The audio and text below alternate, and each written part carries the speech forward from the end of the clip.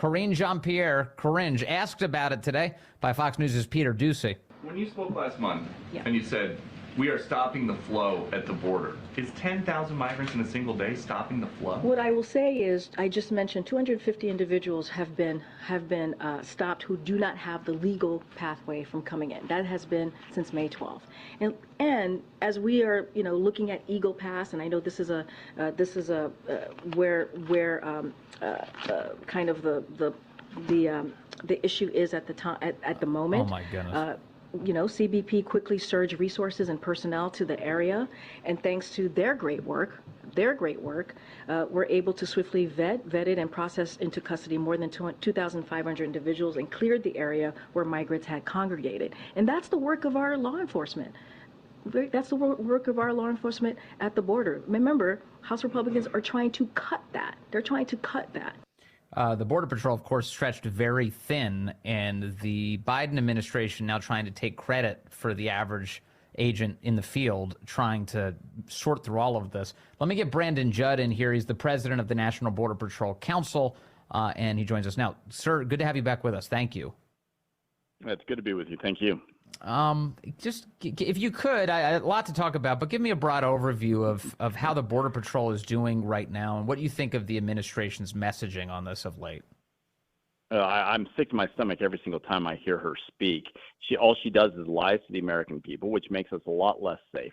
When you look at the Border Patrol, it's not that we're stretched thin. It's almost that we're nearly non-existent on the border right now. The vast majority of our resources right now are doing administrative duties, not law enforcement duties, administrative duties. When she says that we took people into custody and we process them for release. We didn't turn them back. She says that we turn them back at the border. That's not true. It is a lie. We take them into custody, we process them, we release them into the United States. That's why people continue to come. We are rewarding them. We're not giving them a consequence. We're rewarding them for violating our laws.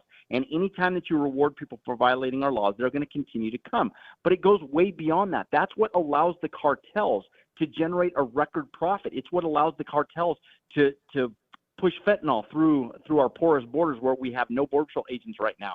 It's what allows the cartels to traffic these young children into sex slavery. The indentured servitude that's taking place. When you have people that are coming from China that are paying upwards of $50,000 to get to the United States, they don't have $50,000 lying around, so they go into indentured servitude. Everything that is happening is under this administration, and it's all based upon policy. It's based upon politics.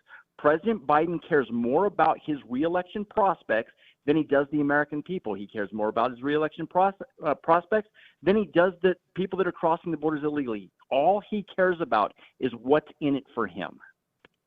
And they've shown no evidence of attempting to slow this down in any capacity because just this week they passed temporary protective status, another quasi-amnesty for hundreds of thousands of Venezuelans who are illegally in the United States right now, meaning that they're going to supplant American workers having violated our laws to get in the first place. You had some time ago, Alejandro Mayorkas, very early in the administration, announced that illegal presence in the country alone is not enough to get deported. What kind of message does that send when the DHS secretary says that illegal immigration is no longer a punishable crime? That's the magnet. That's what draws people. That's what allows the cartels to generate that profit. It allows them to go throughout the world. It's not just Central America, Mexico, Venezuela, Cuba, Haiti. It's throughout the entire world, 160 different countries.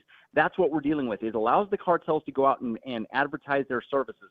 All they do is say, look at what the administration is doing. They're releasing you. Look, the administration just gave Venezuelans work permits. They're going to give you work permits too as long as you flood the border. Everything that they're doing is more magnets that allows that encourages people to come to our country illegally. Again, this is illegal immigration, not legal. Illegal immigration that is taking place, and this administration does absolutely nothing.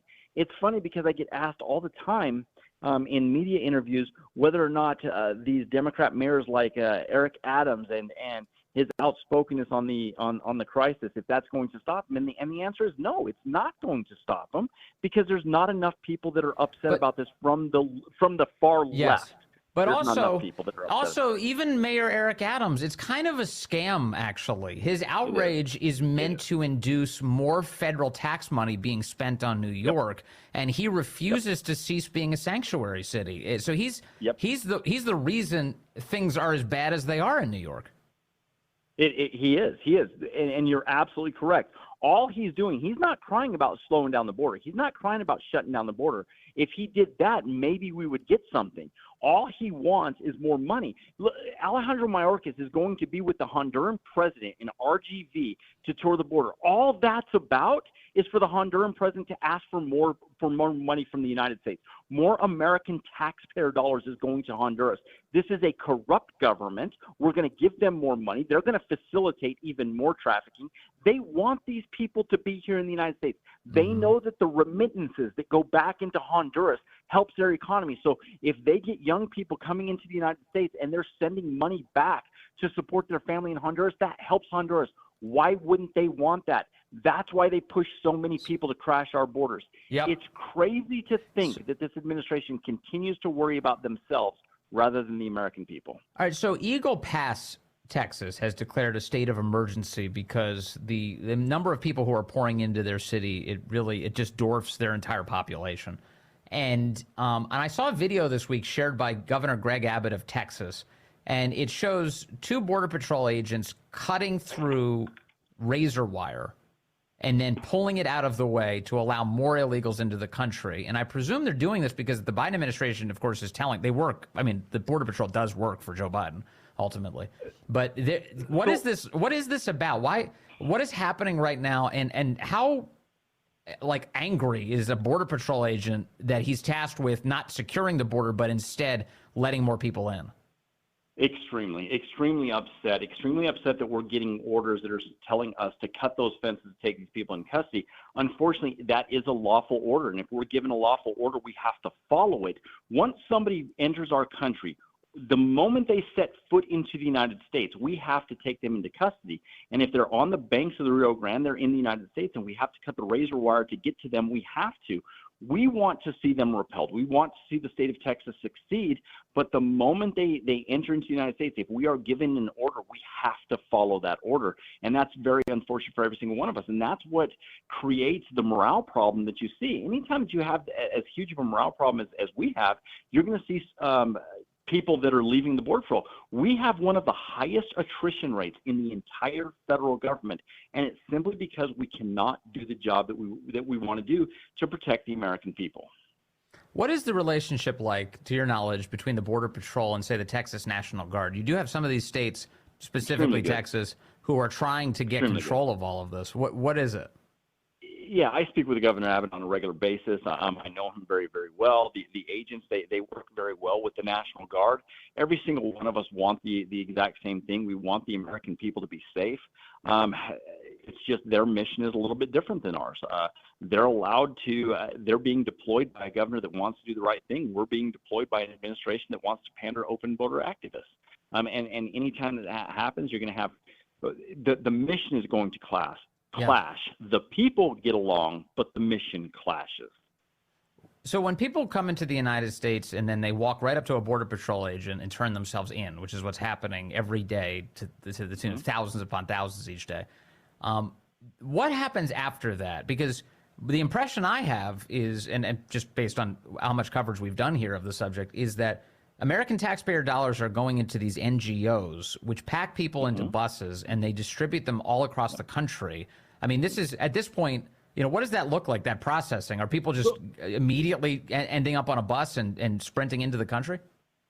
So what happens is we take people into custody for violating our laws. We then take them, we transport them back to our Border Patrol stations, we fingerprint them, and we process them for removal. That's just paperwork. We put them in the removal proceedings, but because we don't have detention space to hold them, or because this administration orders their release, we then walk them out our door. We take them to, in the Rio Grande Valley, we take them to the Greyhound bus station. They then walk across the street to Catholic Charities, which is a non-governmental organization, is being funded by our government, and then the Catholic Charities, then, like you said, they disperse them throughout the entire United States. It's not just that they're going to New York; they're going to Ames, Iowa. They're going to Kansas City, Missouri. They're going throughout the entire United States. They're going to Maine. They're going to Florida. And they're given the choice. United They're not States. being forced to go any particular place, right? They're actually told, this bus is going to this location. Would you like to get on it? Yeah, the moment we release them, they're free. They're free. They're out of our custody. They're free to go throughout the United States. Now, they're supposed to show up to their court appearances, and this again is what is so frustrating. This is another part of the process. This administration says that they are processing these individuals for removal. That's true. We do process them for removal. But the moment we release them, they're out of our custody. They don't show up to their court dates. This nearly 8 million people that have either been released into the United States or have been able to cross our borders illegally and evade apprehension, they're never leaving our country because we're never going to be able to go after them. This administration prioritizes only criminals, and they have specifically said the act of being in the country illegally is not enough for us to take them into custody and deport them. Yeah, which of course has stimulated, as you said, has created this crisis even more. So what are your counterparts in ICE doing then these days? Do they actually do anything now? Because the Biden administration seems to not want them to be doing any sort of job. I mean, ICE does continue to deport the criminal aliens, those that have committed serious felonies. They do continue to deport them. Homeland Security Investigations does continue to do investigations into sex trafficking, but it's all been gutted. Everything has been gutted. They continue to do a skeleton job of what we're supposed to be doing, just like the Border Patrol. We're doing a skeleton job of what we're supposed to be doing. The mere look like something is going on so that Karine Jean-Pierre can get up there and lie to the American people, when in reality, behind the scenes, we're doing absolutely nothing of what we're supposed to be doing. Last one for you, Brandon Judd, and thank you very much as always for your time. I've been trying to say a lot more lately that I think people need to concentrate on how much death our border crisis is causing. Yeah. You mentioned the drugs, hundreds of thousands of people dying each year in the United States. You mentioned the sex trafficking, the human trafficking. Another feature of this, unfortunately, is all of the death that's on the border. We've seen stories of just this past week, a 3-year-old washing ashore dead. As a result of trying to make the journey into the United States, with the cartels bringing the kid in. So, can you talk about that and Absolutely. and how much should that play a role in, say, impeaching Alejandro Mayorkas yesterday? It's all about looking at the actions and the results of those actions. Don't listen to the words. Don't listen to Karine Jean-Pierre. Watch the actions. Look at that. Look at the evidence, and then judge it off of that. When you look at this administration, they say that they care about people. Well, we have more than tripled the number of deaths of people that are crossing our borders illegally than what we have in any other previous administration. We have people that are drowning on a daily basis. We have people that are succumbing to the elements in the desert, the harsh deserts of Arizona on a daily basis. All of this is happening because this administration continues to invite people to cross our borders illegally. If they believed in the rule of law, we would be able to save those lives because those people wouldn't be crossing our borders illegally. We would be able to save the lives of the citizens of our country because we would be able to go after the fentanyl. We would be able to go after the cartels. We would be able to stop the sex trafficking because, again, our hands would be freed to do what we're supposed to be doing. This administration gives a lot of lip service to an awful lot of things, but their actions completely betray everything that they say. We've got to stop. We've got to start watching their actions, judging them by that, not by what they say. Yeah, it's and by the way, I think a graphic piece of journalism is long overdue on the horrors that are going on at our border. I think America needs to see what's happening, and otherwise the ignorance will continue and the crisis will continue, unfortunately. Brandon Judd, thank you very much for all of your time, effort, and your time today. Really appreciate it, sir.